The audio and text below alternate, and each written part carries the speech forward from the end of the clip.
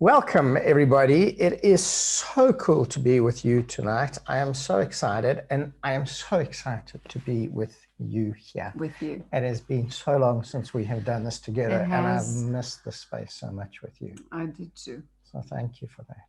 Thank you, Jonti. And to everybody who's joined us tonight from around the world, please just type in the chat box where you're from, what country you're in. It's really beautiful to connect with you, and thank you for the opportunity to share with you. So for those of you who don't know me, I'm Jonti. I'm a conscious sexuality practitioner and teacher. I'm based in Johannesburg in South Africa. I'm Tamar, and Jonti opened a beautiful journey for me about 8 years ago almost. Wow. That I went through a wonderful healing journey. Eventually, after doing almost 5 years of podcasting with you, I got to my own niche, which is opening the door to pleasure. And I'm slowly curating very easy courses and more advanced courses to teach women about pleasure and connecting to pleasure and why it's so empowering. And today it's just amazing to be here with you and talk about eroticism, creativity, and curiosity. And these are such important elements in a relationship and in our own erotic journey. And curiosity and creativity are two of the most important elements that will sustain our relationship. It will sustain the relationship that we have with ourselves and ourselves as sensual and erotic beings. So it's a really important topic tonight, and there's going to be a lot to think about, and maybe even some practical experiences that you can enjoy. Yeah. I think when you start thinking about eroticism, it's almost like it's such a big puzzle. And it's nice to break it down to some bits and pieces and some strings that you can start pulling and tracing slowly. How do you create this big thing called erotica, you know? Yeah. And our erotic life is so important. And let me talk a little bit about what the erotic is to me. But before we do that, we're going to spend a couple of minutes just dropping into our bodies, getting present. So if you're comfortable to close your eyes, please do that. And take a breath in, a slow, deep breath in. And a slow, deep breath out. And again, deep breath in. And breathe out.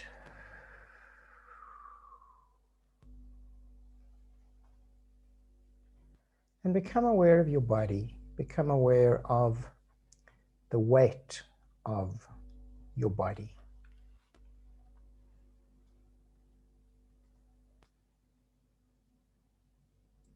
And become aware of sensation that you feel anywhere in your body.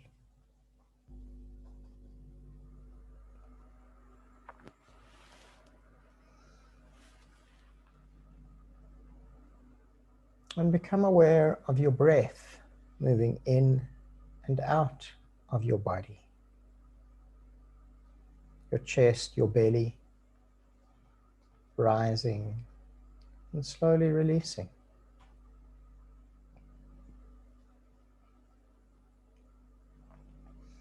And as you breathe, have the awareness that you're breathing into your heart center, deep in the middle of your chest.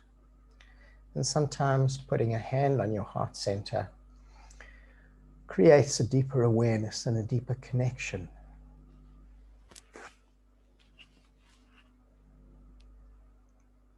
So as you're breathing, slow, deep breaths into the middle of your chest, just have the awareness that you're breathing out from that space in the middle of your chest, deep in the middle of your body.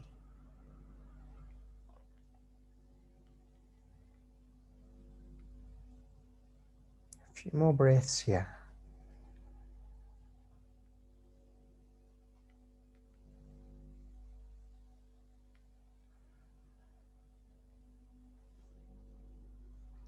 And now as you breathe in, have the awareness that your breath is going all the way down your body to your sexual center, to your genitals, to your yoni or your lingam, your breath moving down through the center of your body to your sexual center.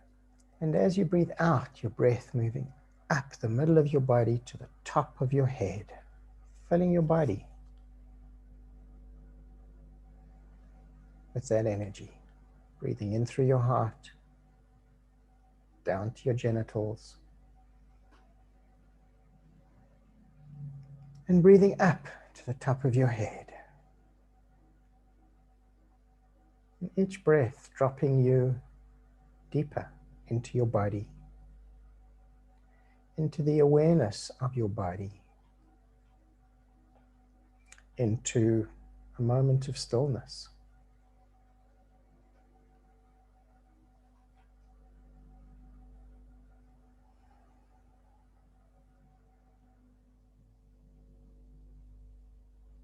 And let your next breath be a deeper breath, a deep, deep breath in.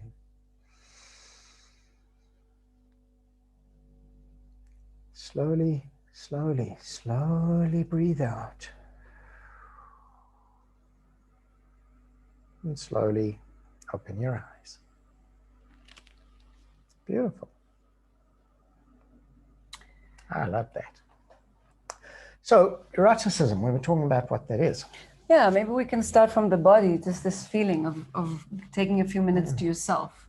We want things to be given to us, in a quick way to fix things. We would like it all come from the brain, from the mind, and when you're just sinking into your body, taking a few breaths, letting this awareness start coming, from the top of our head to our genitals, things starts to emerge.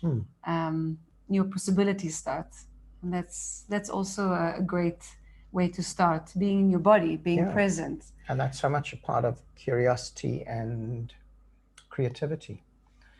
So for me, the eroticism and erotic is the connection between the body and the heart, between sex and the heart. So very often in our world, the world eroticism is very linked to sex. But in this context, we're connecting that to our heart, to all that we are. And the deepest fulfillment is in the heart. So that's the context of eroticism that we're talking about.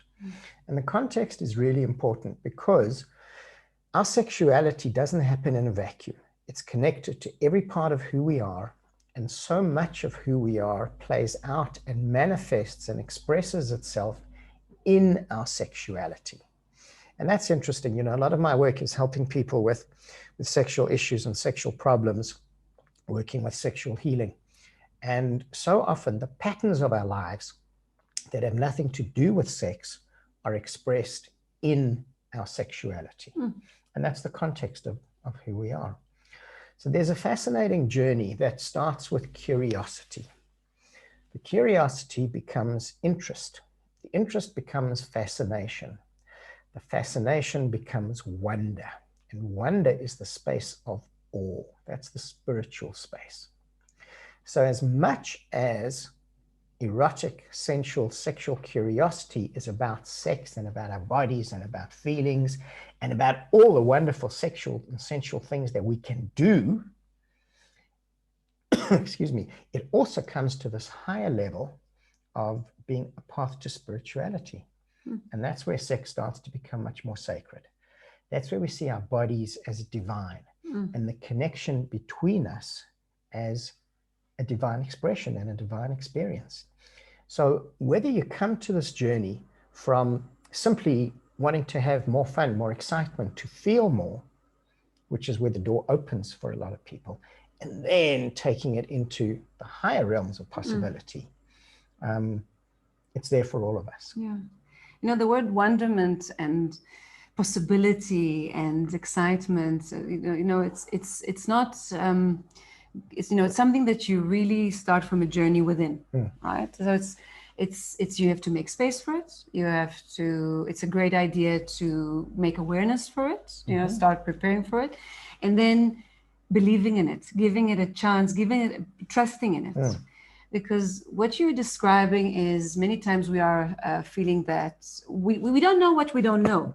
So we feel like we were taught, whatever we know now about sex, and we're hoping that by bringing some elements of, can be lingerie or can be some things that we heard somewhere, we think we know, but we're actually just copying, mirroring something that came to us from the culture, the environment that we were actually brought up in. And that is very limited.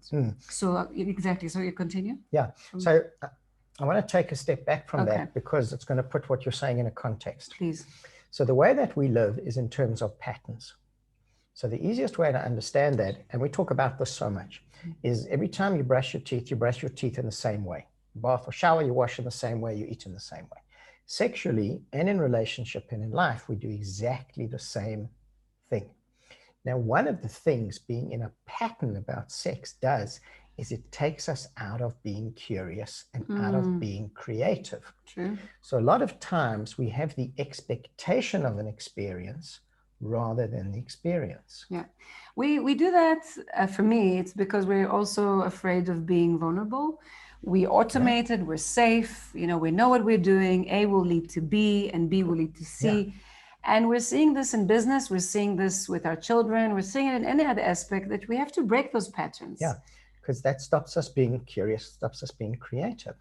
And all that we do then is we just kind of have these experiences, but we're not even conscious in them. We're not even aware and awake. And then that's one of the biggest reasons why we get bored. And the interesting thing is that that's one of the biggest relationship problems when it comes to sex, is boredom, because we kiss in the same way. So here's an interesting question. Think about how you kiss. And think about the fact that every person you probably kissed, once you figured out how you kissed in pretty much the same way. Yeah. And when you ask someone and you say, well, how could you kiss differently? And they go, and I don't know what to do, so I'm going to go back to doing what I do. So let's do one kissing technique. Are we kissing now? One kissing technique. How about this? How about if you put your mouth close to your lover's mouth? Not quite touching. Not touching. Not touching. Okay. Here's the thing, not touching. And see how long it can actually take you to get to touch. Like how long can you have that anticipation for? Like when you come so close that you can actually feel, like you can feel the energy of their mouth. It's like right there, but you're not touching. How can you spend in that space? And then when you touch, like a whole new thing. Yeah. Yeah. And that's one of the I think the first elements of creativity and curiosity. It's the surprise. It's the doing something a little bit different, throwing a different element in there. And even if it's just suspense, and even if it's just not to follow your pattern, that's already a door to unknown. Yeah. And there's something so interesting. When we can have some erotic tension, that heightens so much, because that's the space that energy can move in. And we can play so much in that space. And when you have that little moment, that's where so much of that tension comes. Yeah. That moment sometimes is awkward. So there's when you really start looking at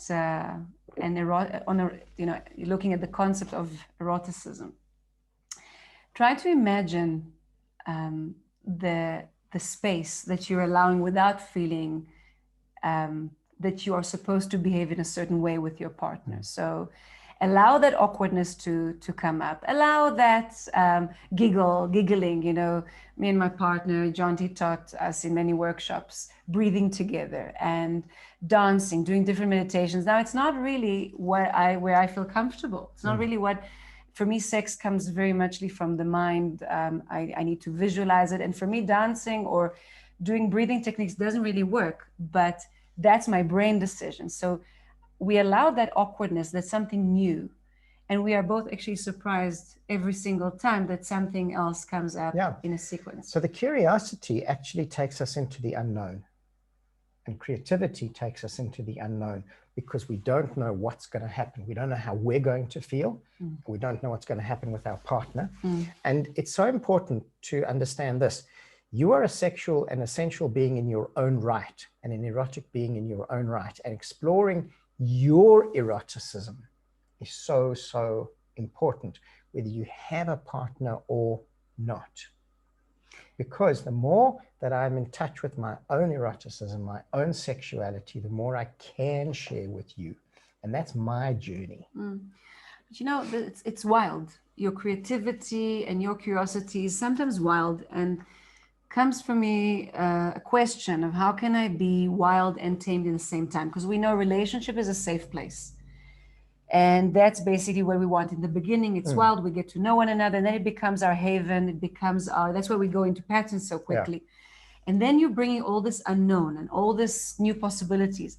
And I think many of us are wondering, how can I be honest? How can I be open with my partner? How can I communicate about, let's say you are an erotic being for for yourself and for me, and how do we bring this together? So there's something interesting in what you've said. So I think Esther Perel is fabulous.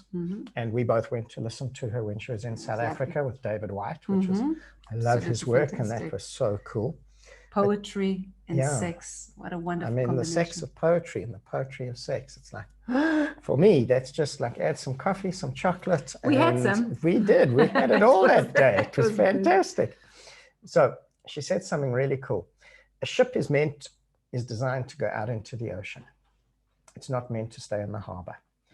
And this is a lot of what our lives and relationships are. We have a space, we have a container where the safety is. And from that, when we have that safety, that's where we can go out into the ocean. That's where we can go and ride the huge waves and play in the storm and do all of the wild things. And then we come back to the container. So communication is absolutely vital in that. And to be curious and to be creative, you have to be willing to be vulnerable. You have to be willing to be open. And that's where the awkward comes from, because it's often the vulnerability. You know, there's a beautiful practice of eye gazing. And for some people, this is the hardest thing to do because it's so intimate. You know, you can put your body into somebody else's body. That's not so intimate. Looking into someone's eyes for 5 minutes. 5 minutes is a lifetime. I want to share an experience I had with you, with a lover. And as I say that, the whole scene comes to me. It was in Cape Town. We were lying in a bath. It was like this huge ball and claw bath. You know, those really big old baths. Beautiful. Surrounded by candles. We must have been in the bath for 2 hours, if not longer. And in that time, all that we did, sitting at opposite ends of the bath, was look into each other's eyes. We never spoke a word. I saw every woman's face that had ever been in my life in her face. Like her face changed into every woman. We had tears. We laughed. It was the most, and when I shared my experience with her afterwards, she had exactly the same thing with me. So a big part of this, and this is such an interesting thing, not only looking into someone's eyes, but allowing them to see you. Tears come up many times. Just from being seen. And, you know, you think about, okay, so if we're going to do something creative, we have to do something wild. No, you don't. You have to actually go to the opposite of what you think and find out, can we have that intimacy and that connection? So from there comes the sentence, also that Esther Perel says, eroticism and developing again that curiosity. And Esther Perel, for whoever doesn't know, is one of the world leading sex researchers and sexologists. And she has great stuff online. So she says your lover is, you're going to discover a new lover if you see them with new eyes and not a different lover. And that's another exercise that, similar to Jonti's story, is to start literally of, you know, laying your lover, or even yourself, you know, if you are not in a relationship right now. So lying yourself in the most wonderful atmosphere, make yourself a beautiful nest of, you know, a place you feel lovely and warm and feel good about yourself, and just start exploring yourself in a different way. Start seeing yourself with different eyes. Look at yourself from a place of just trying to remove the lens of judgment of this is my hands and they're big or small, but just saying these are my hands. These are my hands and they have a certain shape. And to remove that judgment, black and white, good or bad, distinguishing that we have. And many times our partner becomes to be that he's this, he's that. He doesn't do the laundry. You always, you never. You never. And that is something that is very normal to do. But there are ways to undo that. And in the erotic space, you can definitely start adopting new terms. And even if you're practicing by yourself, eventually when you will have a lover or when your next experience, doesn't matter if it's a date or if it's a permanent lover, you can start seeing that person in yourself in really different eyes. And in Tantra, we talk a lot about that. That can every time with your partner be the first time? Can it? Absolutely. You have to bring something so different to that. And you have to bring curiosity and you have to bring creativity. So here's a beautiful practice you can do with your hands because you held your hands up. So that's really cool. So let's spend a few minutes with the hand practice. Let's. Okay. So just hold one of your hands up and just look at your hands. So start here, like where your where the wrist and the crease of your hand begins. And just let your eyes, just your eyes first, follow the curve of your hand and trace each finger just with your eyes. And look at the shape of your fingers and the shape of your hand and your palm. And then you turn your hand over and what does it look like from this side? And think about all the amazing things that your hands do. And then bring your hand close to your face. And this is called, it's a beautiful thing that we teach in a lot of the massage and touch workshops, and it's called a Bliss body massage. The Bliss body massage is using your breath. So there's 4 breaths in the Bliss body massage. The first one is a really gentle blow. The second one is a harder blow. The third one is a hot breath. The fourth one, you actually touch your lips to the skin and you breathe in. And all of those give you such different sensations. So just spend a moment, open your eyes, close your eyes, and just blow in your hand for a minute. Yeah. You know, spending time feeling is something we don't do. Just exploring sensation and feeling. And that's a part of opening creativity and curiosity, not from only thinking about it. Yeah, because then we're in, how does it feel? Yeah. And just being in the feeling. Yeah. And then you can start to touch. So start with a really gentle touch, like so slow and so gentle. Yeah. And what happens if you do that really quickly? How does that feel? And what happens if you do that a little bit harder? All of those different sensations. I like the way it's going. No, I'm just saying it's beautiful. No, I like the thinking of just little different rhythms and touch can already get my imagination to go. So as soon as you're doing that, you're starting to explore in a different way. So even if you started pinching the skin a little bit and pulling it, how does that feel? And all of those are going to give you some very different sensations, some very different ideas and possibilities of how to be. And what you said now is just opening such a door, because the funny, the different, a bit of awkward that we spoke about before, but then we all think it's in huge secrets, but it's actually in the tip of your fingers. So allowing that place of doing different experimentation, again, without an outcome, but then registering in your mind and sharing with one another if you have a partner, what is going on? We have no idea how much depth, it's a rabbit hole. You go into a place of just allowing, what do you feel in between the movements? And how does it feel, you know, when I touch like this? And how does it feel when I touch slower? And that opens a whole, you know, a whole arsenal, a whole toolkit, which is really just about how slow, how strong, and different qualities of touch. And that can happen with breath, like you just showed. It can happen with, of course, different type of kissing or different textures, and that you're going to share with us all kind of different. So what's so interesting about everything that you're saying, and this is so important, it's playing. It's playing. And we forget this. And as adults, we take it all so seriously. It's very serious. Take sex so seriously. No, we do it from 9 to 10 in the evening. And everybody has to have an orgasm. We have to have all these positions, and we have to have this outfit and this fantasy. And we forget about how to just play. And listen, life is serious. And at the moment, there is no doubt that there is so much serious stuff. Sure. And that's why we have an even greater need to play. Yeah.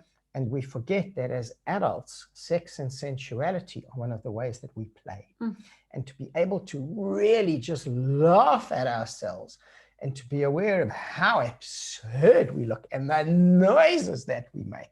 And when you can do that, you're actually open to so much curiosity, because you drop all of these masks, you drop all of these armor and all this kind of bullshit that we carry around in terms of, all these labels about what we are sexually and what we're not.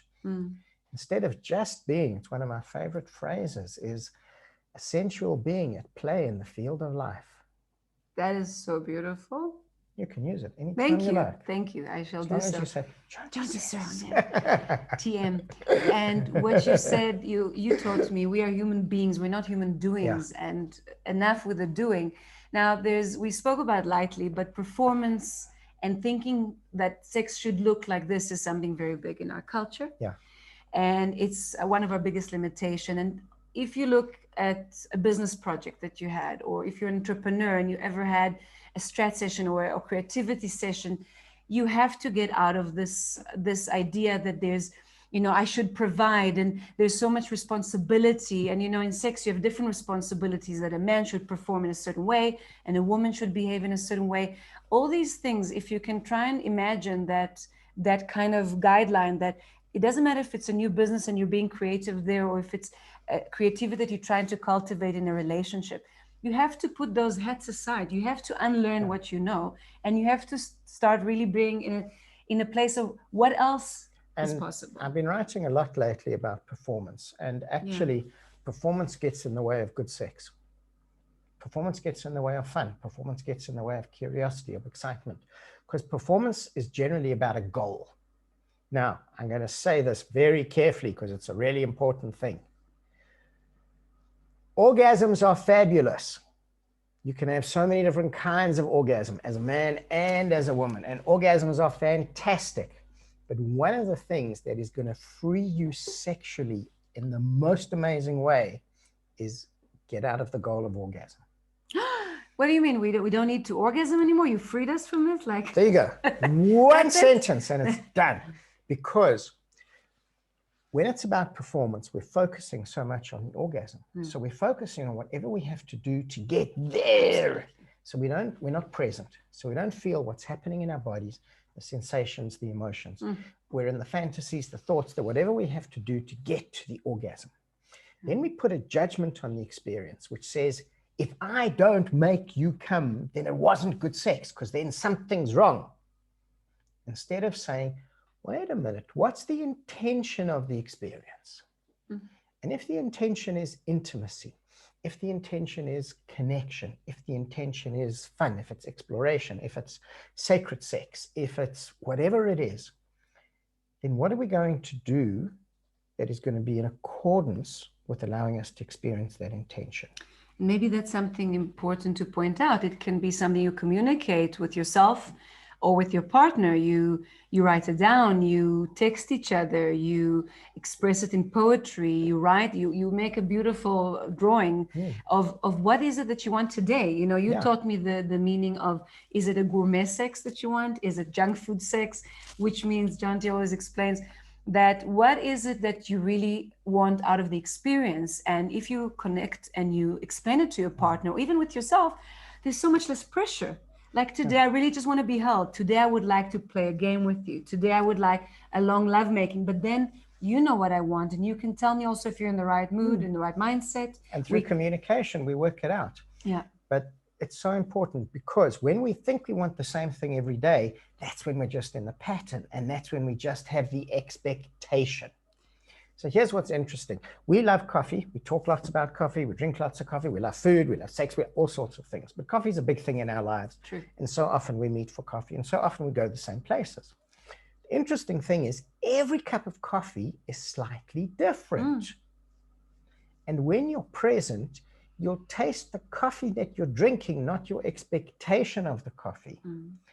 So from a sexual point of view, when you touch someone, can you touch in a way that, I know your hand so well, but I'm touching your hand in a way that I'm really feeling it today. Yeah.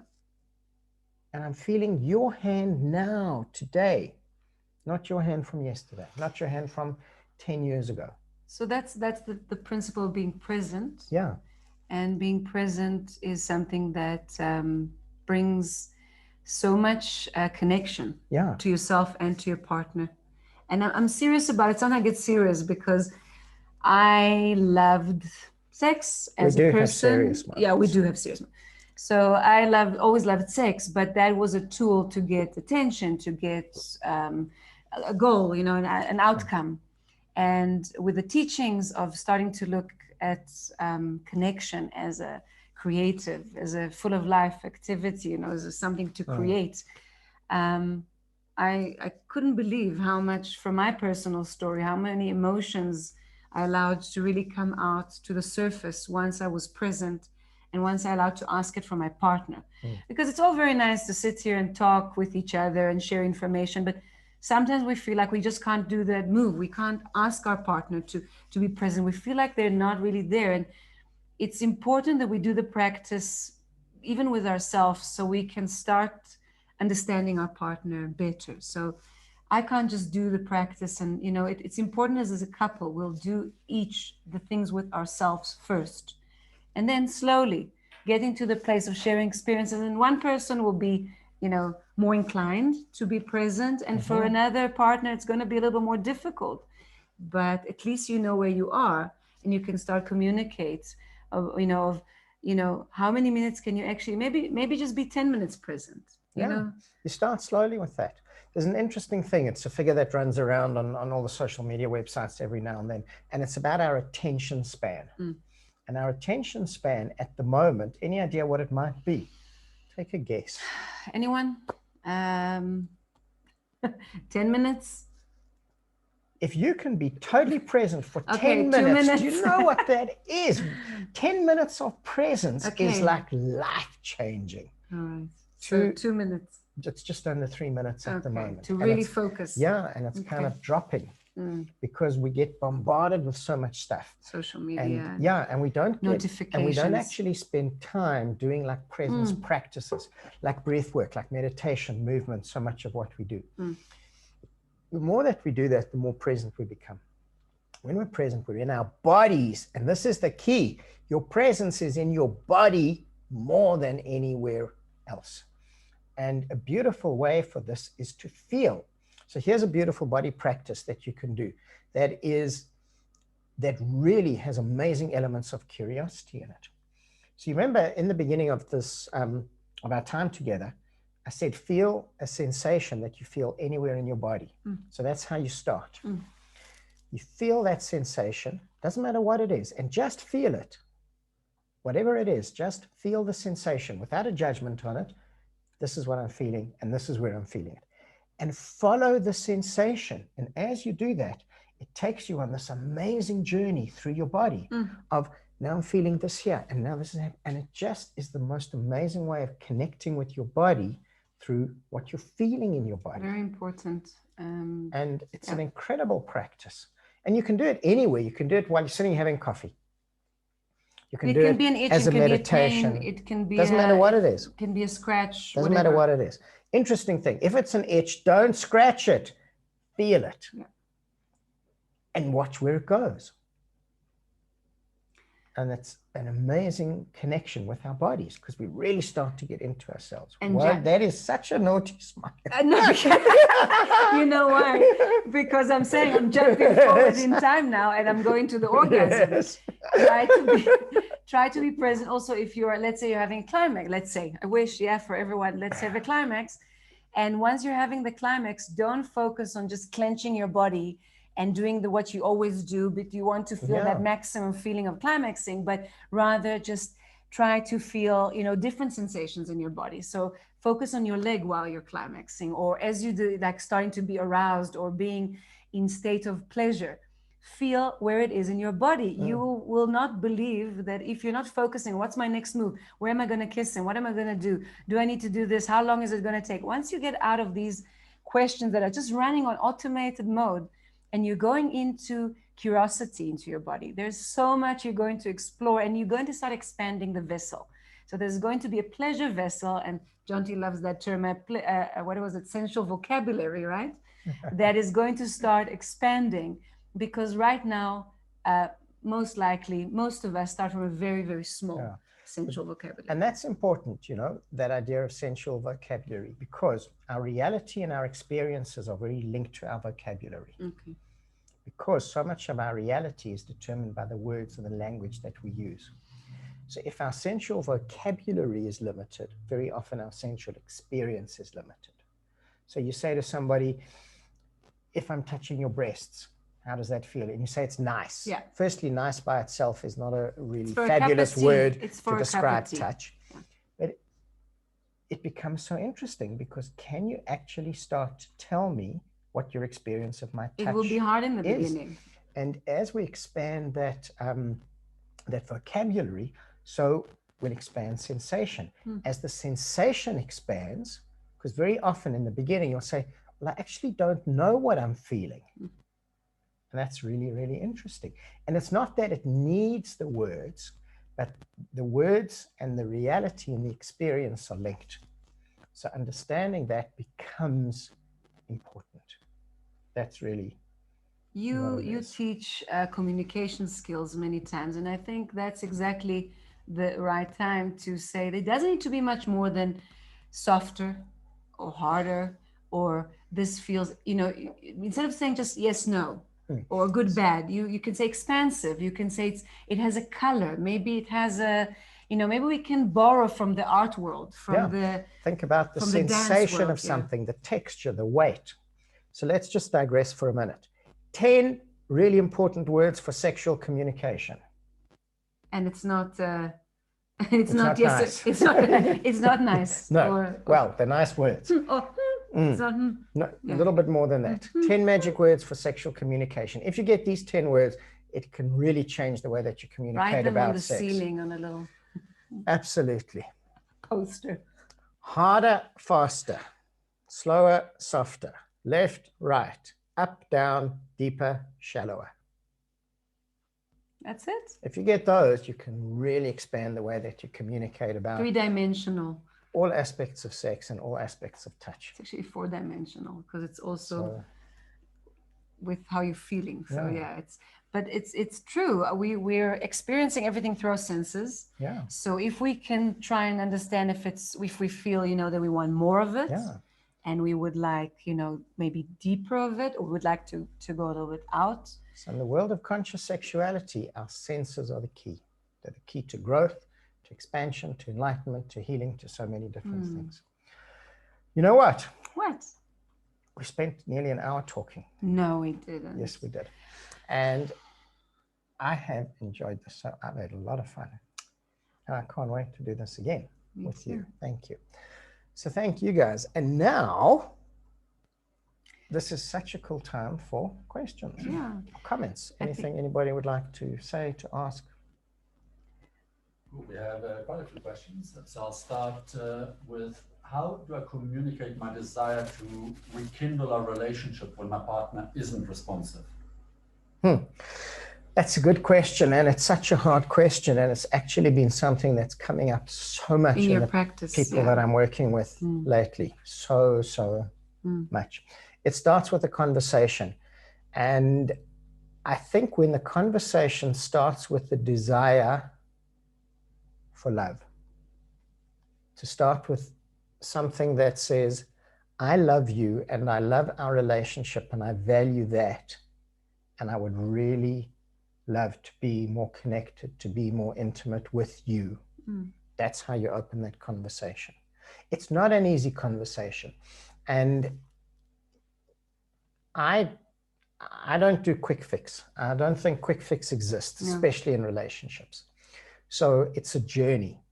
And if that conversation can open that journey, then that's fabulous. And I think that's the way to do it. Not from a space of lack, not from what's not there, but from what is there. Not focusing on everything that's wrong, but simply focusing on, I love you and I would like to be more intimate with you. How do we do that? Mustaf from Thailand is asking, how do we keep polarity and attraction in these COVID days? Meaning, because we're always living together, it is sometimes difficult to still be attracted. That's such a good question as well, because of what so much of our world is experienced. This is where you have to be more creative. So you actually have to spend some time really kind of playing games with each other. Sometimes role play is fabulous in this, and get into different roles. True, being the person that the stranger coming to visit.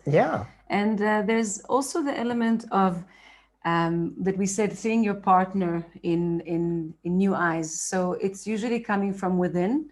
It's to actually do some work with yourself of actually how can you bring more joy and creativity to the relationship. So it's not only your partner needs to dress up, or because it needs to start with how can I, like the practice that we've done before, how can I see the person with new eyes? And usually, interesting enough, it happens when the person is at its best. So take some time to see them working. Maybe you're working from the same home. Take some time to look at them in a business meeting or with the children being in a great moment, or see them at their prime, see them when they're really excited about something. Try to capture that moment. Most partners have said that they're most attracted to their partners when they're doing something where they're very, very good at. So try to capture, be more interested about your partner, not just connect over dinner, or keep some time, make a date, not just when it's late at night. Make those time slots that are actually really special to just try and reconnect, not sexually. The sex will follow. It's important to make that time for curiosity and creativity. And instead of having dinner at the table, sit on the floor and eat breakfast food for dinner, and just keep changing, keep moving, keep expanding, opens possibilities. The next question is a private one, and really it's asking, often my partner comes back from work and exhausted, and I'm curious and ready to explore and try things.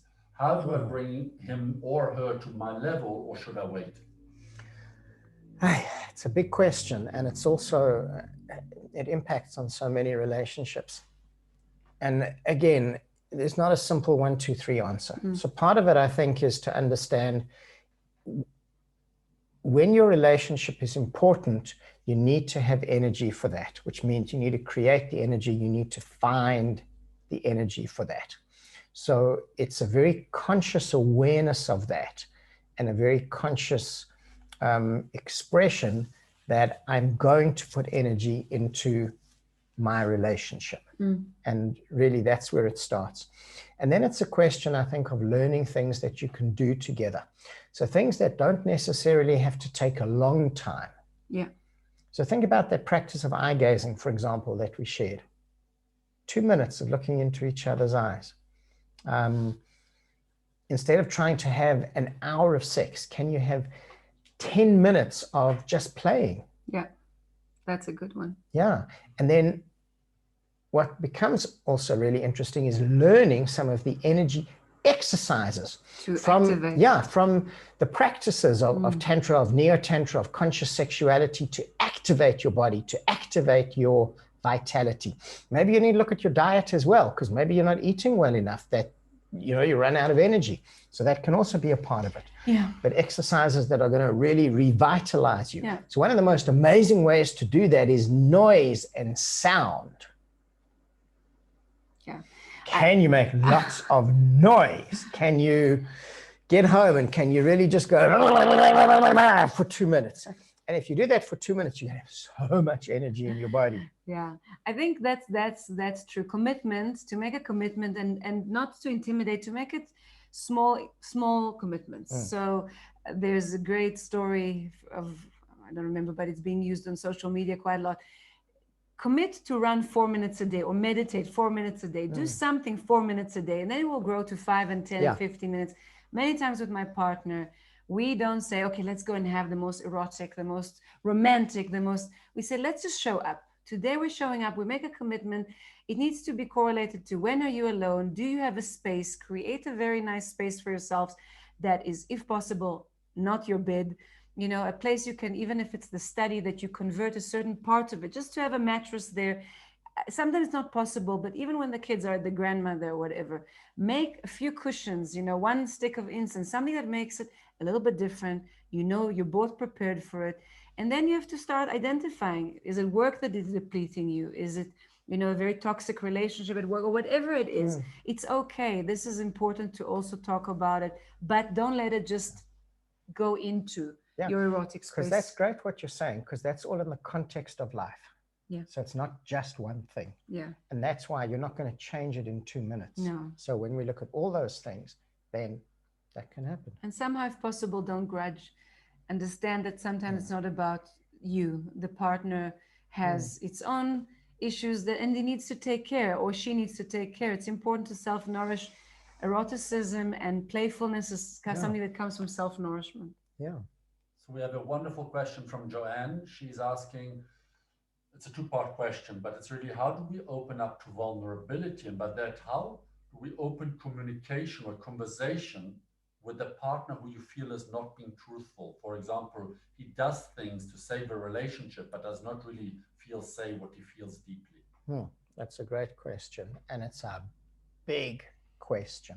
So many components. Yeah. And I was listening to a podcast the other day, actually, by Adyashanti, who is a great spiritual teacher. Okay. And one of the practices he talks about in the podcast is, for a day, can you be absolutely honest? And if you can't do that for a day, if that seems too much, can you do it for an hour? Can you be absolutely honest for an hour? So it has to start from a question like that opens the door to a journey of incredible personal growth. Often it begins with healing. It begins with understanding that for so many people, it hasn't been safe to be vulnerable. It hasn't been safe to be honest. So learning to communicate in a way that someone is really heard becomes really important. So often we communicate in a way that is much more about replying and talking than actually listening. So sometimes opening the door to just listening to someone without comment, without analysis, with nothing other than allowing them to be heard becomes so important. And that starts to create that safety. Then it's beginning to understand that a journey like that is going to take some time. And the more of that safety, the more of that vessel of safety that you can create, the more the conversation will be there. And that opens to some really difficult conversations in some ways, simply because in a conscious relationship, we have to learn and we have to be willing to have difficult conversations. And for many of us, difficult conversations means, in our mind or in our perception, the end of something that's not necessarily so. That might just be the pattern or the conditioning that I've experienced. But to say, I love you and I'm here and I'm in this journey with you, as long as it serves us, that opens the space to that. And then working with someone who can guide you in this process is really important. And, you know, this is such a big thing. When it comes to sex and to relationships, so many people struggle with asking for help. And generally men more than women. I think it's very private and personal. You shouldn't talk to anyone. And so many relationships have ended that never had to end. I'm not saying that every relationship is forever and, you know, that's a whole other story. But simply, there is so much that we do not have to do on our own. That's so important in that. We have another question, which is, So how do I share my more kinkier interest to my partner who isn't that experimental? So I have something that I remember from our show. Yes. So Jonti is a great friend. He's a wonderful therapist in America. Galen Fuss. And Galen's book, everybody should read it. What is Decoding Your Kink. Right, Decoding Your Kink. And we interviewed him a few years back, but the sentence still echoes in my mind. So we asked him, when should you tell your partner that you have some kinks? And he said, first date. Absolutely. But then he also mentioned, he works with couples and with individuals. And then he mentioned that the fact you have a fantasy or a kink or any idea, even creative idea, or you're curious about something, you maybe have been cooking with it for a while. You already have the fascination, your partner might not. So bringing it to the table needs to be in a very safe way. And you need to have patience. You need to make a setting. It's like, imagine somebody asks you to marry you, just out of the blue. You don't do it like that. Okay, some people like the surprise, but if you want your partner to really think about it, not be intimidated, don't be vulnerable, allow themselves to actually, take it in. Do it in a form of a conversation. Do it in a form of not demanding answers or to participate. Jonti shared that sometimes people come and say, okay, here's my fantasy. Now, tomorrow morning, I want to do it. It doesn't work like that. First, the partner needs to hear, understand, ask questions. Many times they come to Jonti after with questions. What does it mean? Am I a bad person? Is my partner a bad person?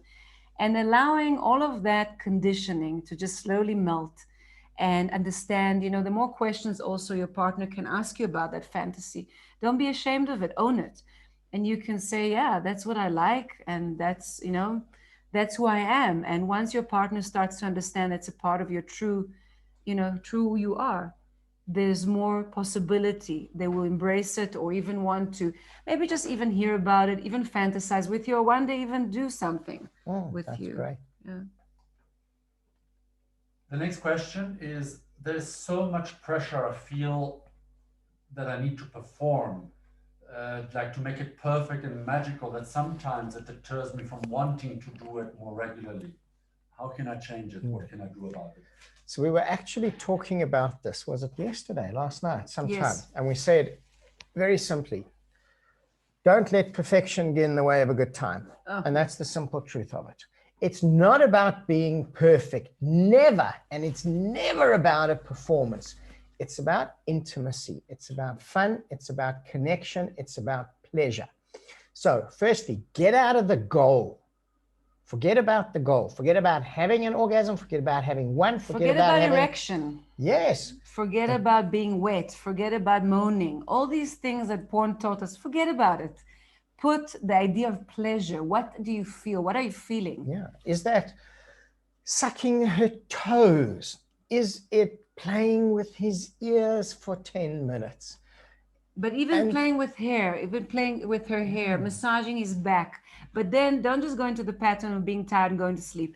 Maybe try to stay present, saying, wow, when you touch my back, I'm actually feeling tingling and I feel more relaxed. And wow, actually then take his hand and put it on your chest and say, now so it needs to be open for a new flow. Yeah. Right. And then do something that's different. So if you always have sex in the bedroom, go and have sex in the lounge. Have sex in the bedroom, the bathroom, have sex in the kitchen. Go and just do something different and forget about anything other than a few minutes of an experience and feel everything that you feel and be willing to laugh. Yeah. Be willing to just relax. I mean, I have to share this because, for those of you who've known me for a long time, I've had really short hair. I've never in my life, I don't think, he's had just hair jealous. He wants hair like me. And this morning, my daughter says to me, "You could actually put your hair in pigtails." And I said, "Well, if I do that, then I have to have the right makeup for that, and then I have to have the right outfit." And we were talking about like what sequin top could I wear and anything. So, for me, that's not such a stretch because I do a lot of that stuff and have done a lot of it. But the point of the whole story is this: can you just kind of relax into actually having fun And remember that that's what it's about.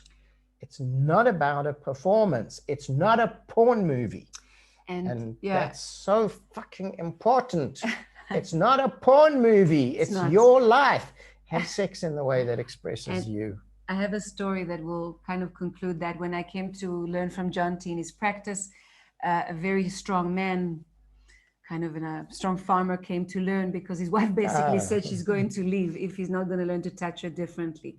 And I was shocked because I never heard kind of stories. And he was crying in the end of the session because Jonti was showing him how to just touch, and I was the model, just how to touch differently, and how much pleasure and fun can be just from one hand gliding over a back and the lower back. And he said, why nobody teaches that? And I think for me, most important thing, Jonti told them, stop having sex for a couple of weeks, 10 days, 2 weeks, a month. You have to stop having sex and you have to relearn. You have to adapt, you know, and it's okay to regroup. It's okay to say, not because of punishment. We're just taking a few days. We're taking a week or 2 weeks. 21 days is basically the days that really take to learn something new.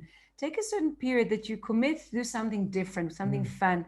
And it's okay if eventually you're having sex. You would like to have much more sex than you were before, that's for sure. But look at it as an opportunity and not as a limitation. Yeah, and you'll get to have more sex by having more fun. That's such a good line. You know, this actually follows to your point. The next question was, often when we start anything in the erotic space, we end up in the sex space. So they're asking, they kind of answered it, should we try and stop from going there, thinking about the automatic mode that you were talking about? Yeah, it's a big thing, you know, and I have, over the last months, gone really deeply into some incredibly deep energy massage experiences in the framework of something called Tantric Kashmiri massage. And with some of the people that I share the space with, we spend close to 2 hours sometimes massaging. Like that'll just be one experience and then we swap over. And that takes us to a space of the most incredible eroticism that goes through so many different stages of arousal and so many different stages of feeling. And the important thing becomes being able to stay in that space and then you'll get into the higher erotic spaces. So there's nothing, but for beginners, there's nothing wrong with having sex, but when you want to have a different experience, because the sex becomes the pattern. So one of the things of how to stay in that space is to learn to breathe and to breathe deeply, to breathe into your body, to breathe out. And the more that you focus on your breath, you'll feel that your body relaxes.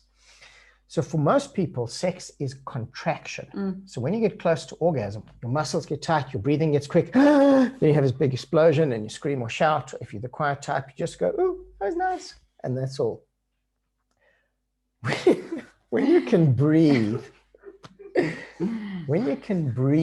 your whole body relaxes. So the deeper you breathe, the more you relax. The more you relax, the deeper you breathe. When you breathe, your body relaxes. So all the energy that's being built up in your pelvis and your genitals can spread through your body. And then the breath actually serves to move the energy through your body. So just learning to breathe without doing anything. Stop whatever you're doing, stop. So even if you're having sex, stop. Breathe really deeply and feel. And the pattern will take you to a place of, no, I need to continue. This is actually good. The stopping is bad. But if you can allow, just even really consciously allow the stopping and the breathing, that will actually allow you a lot of space of curiosity and eroticism, and stopping sometimes without climaxing and without even taking off your clothes. And it's really important because one of the lessons I've learned when I was still in sexual healing, or went to do some work with Jonti, one of the times, and I felt what is a lot of men are talking about, I felt extremely aroused, okay? And I remember asking in the therapy session, what can I do? I feel this amazing sexual energy and I feel this awakening. Finally, it's happening. And Jonti told me, what about just breathing and being with that energy? Because we think this sexual energy and those wonderful eroticism has to go somewhere, and it's not. It's creative energy of life. So you can cultivate this wonderful energy of just life, being with it. You don't have to take it out. You don't have to climax. You don't have to have a Tinder date. You don't have to call your partner, say, I'm coming home, wait for me. it's actually amazing to feel this energy of life called being aroused, being in eroticism. Yeah, because arousal is the arousal of and for life. And it can fill every cell in your body.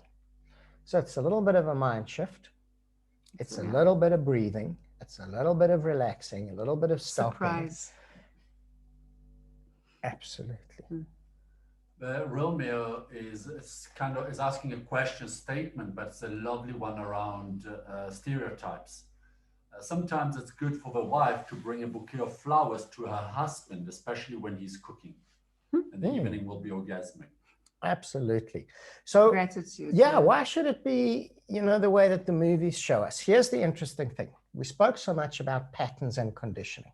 So in that, we have such an idea of what it is to be a man, what it is to be a woman, and we get stuck in the labels and the roles of that. And again, don't let the labels get in the way of having a good time. And to be a little bit serious for a moment on that, I had a lover who, in a conversation that was just so deeply emotional for me, called me a beautiful man. And a few times in this conversation. And I wrote a piece about it afterwards that said, I didn't really know what to do with that at first. It's like, in my mind, I'm a kind of pretty average looking person. Times I exercise more, times I exercise a bit less, times I eat a little bit better, sometimes put a little bit more weight. And I'm an average looking person in a lot of ways. And for me, my life is not an average life. I absolutely get that. But I look at that. You're not average in any way. But and anyway. I look at this and I didn't really know what to do with this. And it took a while for this to really sink in and for me to really feel that. Like the word beautiful and man in the same place. So all that you are is a human being at play in the field of life. And you can have so many different roles and experience in that. And absolutely to receive flowers from her is fabulous. And if you're cooking for her, which is really wonderful. I mean, food is a really important part of all of our lives. I love to cook. And I hope that you're cooking nude with an apron or without the apron.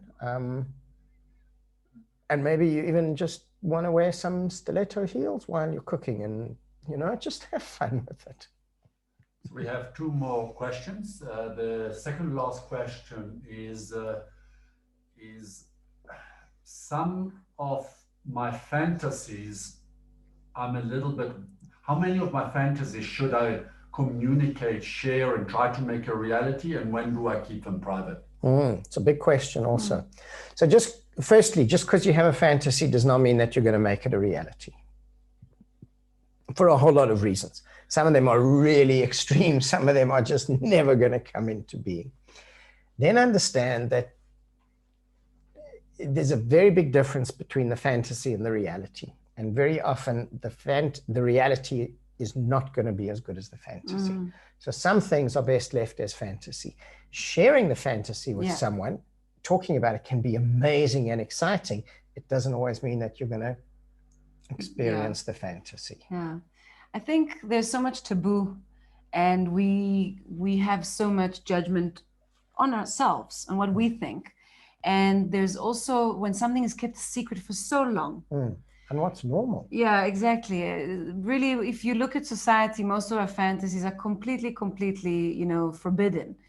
And yet we look at porn and it all exists there and we have this huge dilemma. So once we allow ourselves even to write down the fantasy, allow ourselves to dream that, and then communicate about it. Yes, there's going to have to be some kind of gradual process. You can't just dump it on your partner. It's just going to create more resentment. Remember, they might come from a religious background.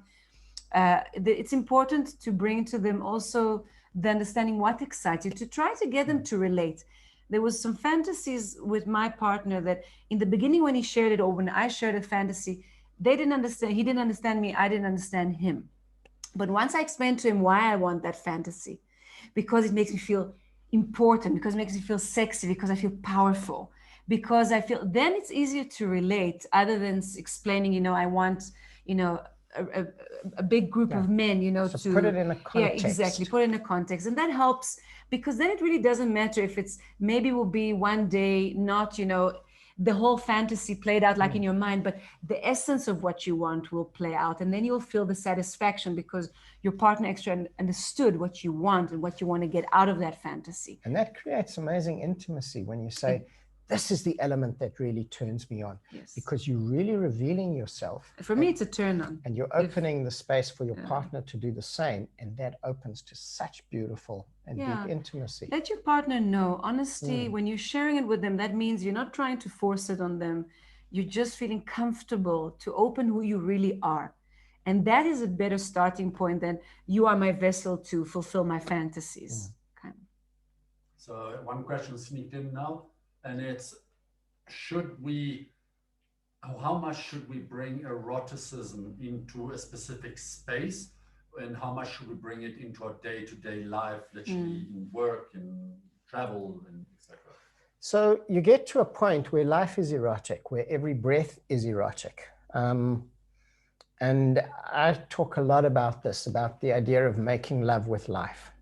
And the other day I was doing yoga, which I love to do with no clothes on. I was at home and there was like this warm autumn sun and there was a breeze when I was just lying in Shavasana, and it was life making love with my body. And when we understand that eroticism and sensuality are the natural expression of who we are, it's not just about our genitals. It's about all of us, from the top of our head to the ends of our fingers and the tips of our toes. It's in every sip of coffee, and it's in every mouthful of food, and it's in the sunset, and it's in the laughter of our children, and it's in the curve of someone's face, and it's in the sound of their voice. And then we are living a life of eroticism. And then what we do sexually is just so much more because of that energy that we're bringing to that. And then what we take from that sexual space comes into all of life. It becomes not boxed. It's not boxed anymore. Eroticism is, you know, between this year and sex is from that time to that time. I'm sexy when, because for women, I feel and I hear that it's hard to get into the mother or the wife and then into the sexy and the naughty. And there is a link, and the link is eroticism. The link is sensuality. The link is in your senses, as not to feel bad about the fact you are feeling naughty in your mind. It doesn't have to be expressed in the clothes that you wear or what you do, or to be inappropriate in front of your children, but you can still feel and trace it in your body, like Jonti was saying before in the exercise. Allow yourself and don't put so much judgment. Don't link it to something that is not allowed. You know, there's a whole series of practices that are called micro practices, and sensual expression is such a beautiful part of those. So let's use food. That's a good starting point.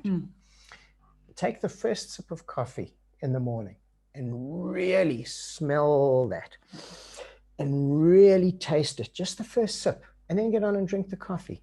And then when you stand under the shower, just for a moment, for a breath, really feel the water on your body. And when you get dressed, just feel the fabric on your body. And when you step out the door, just look at whatever there is that there is there. For one breath, that's all. And then you become more sensual. You become more erotic as a way of being. And that's what you said, you know, we're human beings, not human doings. And yeah, we love to do, and all the doing's fun and it's fabulous. And I love the doing because I love to teach lots of the doing. It's so much fun doing. We do lots of fun things. But the being is really where it's at. Being erotic, not doing erotic. Cool. And I think that's really good for tonight. Thank you so much for being with us, and we hope to see you soon again. Yes, that was just really beautiful. Thank you. And I wish you so much pleasure.